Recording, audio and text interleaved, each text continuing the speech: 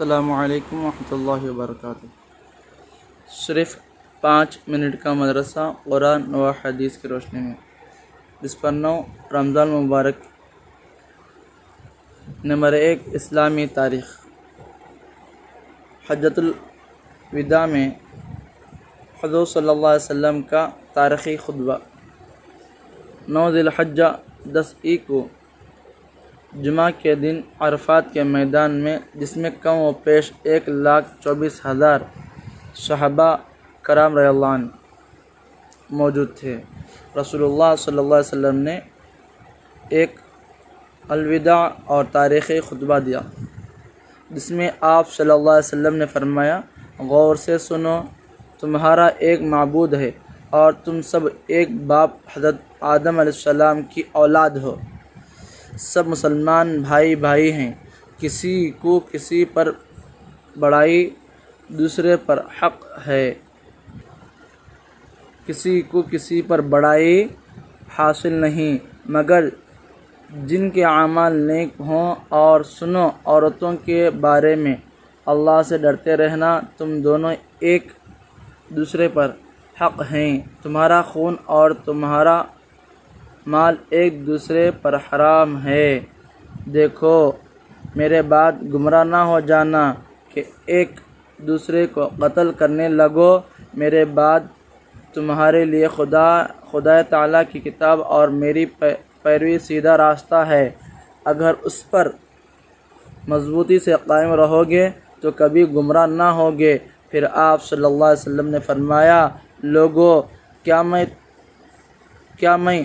میں نے تم کو اپنے رب کا پیغام پورا پہنچا دیا؟ لوگوں نے عرض کیا: بے شک آپ صلی اللہ علیہ وسلم نے پورا پیغام پہنچا دیا۔ آپ صلی اللہ علیہ وسلم نے شہادت کی انگلی آسمان کی طرف اٹھائی اور 3 مرتبہ فرمایا: اے اللہ، تو گواہ رہنا۔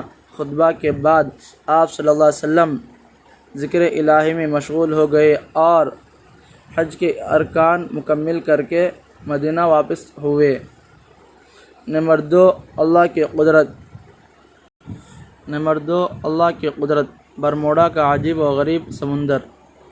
اللہ تعالیٰ نے سمندر میں ایک ایسی جگہ بنائی ہے جسے بحر برمودا مثلث کہتے ہیں۔ اس سمندری علاقے کے متعلق بڑی عجیب بات یہ ہے کہ اس میں کوئی ہوائی جہاز، پانی کا جہاز وغیرہ جاتا ہے تو وہ غائب ہو جاتا ہے۔ کئی دفعہ ایسا ہوا کہ اس کے پاس سے گزرنے والے جہاز میں آگ لگ گئی، جس سے وہ جل کر راکھ ہو گیا۔ اب تک تقریباً 521 ہوائی جہاز اس سمندری علاقے کے اوپر سے گزرتے ہوئے اچانک جل کر تباہ ہو چکے۔ دنیا کے سائنسدان آج تک یہ تحقیق نہ کر سکے۔ فلکی سیارچہ سیٹلائٹ کے ذریعے یہ جو تصویر لی گئی، اس میں صرف گہرا نظر آتا ہے۔ آخر دنیا کے اس حصے میں کیا ہے؟ یقیناً انسان کو اللہ کی قدرت کے آگے گھٹنے ٹیکنے ہی پڑتے ہیں اور یہ ماننا ہی پڑتا ہے کہ پوری کائنات کا چلانے والا اللہ ہے۔ نمبر 3 ایک فرض کے بارے میں۔ صدقہ فطر کس پر واجب ہے؟ رسول اللہ صلی اللہ علیہ وسلم نے ہر چھوٹے بڑے، مرد عورت،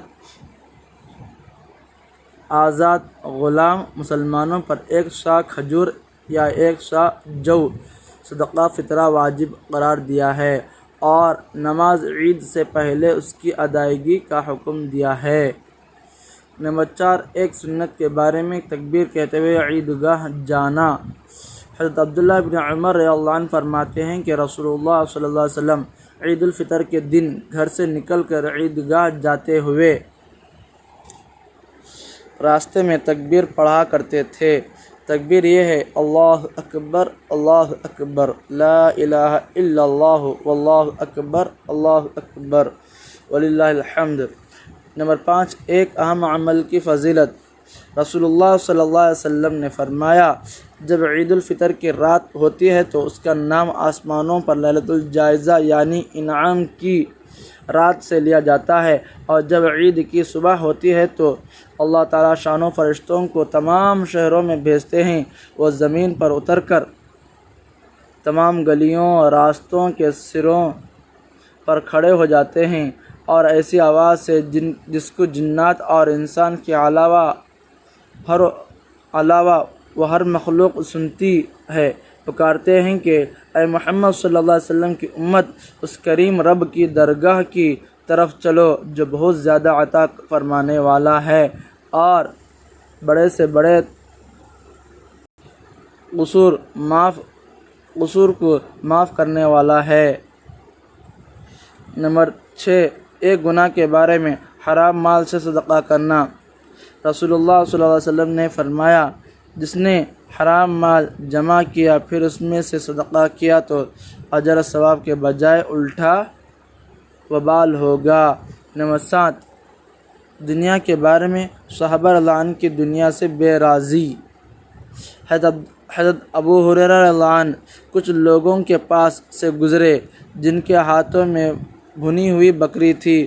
ان لوگوں نے حضرت ابو ہریرہ رضی اللہ عنہ کو کھانے کے لیے بلایا تو انہوں نے انکار کر دیا اور کہا کہ اللہ کے رسول صلی اللہ علیہ وسلم اسی حال میں دنیا سے چلے گئے کہ جوں کی روٹی بھی پیٹ بھر کر کبھی نہیں کھایا۔ نمبر 8، آخرت کے بارے میں جہنم کا غصہ۔ قرآن میں اللہ تعالیٰ فرماتا ہے، جب جہنمی لوگ جہنم میں ڈالے جائیں گے تو اس کی خوفناک آواز سنیں گے اور وہ ایسی بھڑک رہی ہوگی کہ گویا غصے کے مارے پھٹ جائے گی۔ نمبر 9، طب نبوی سے علاج، بخار کا علاج۔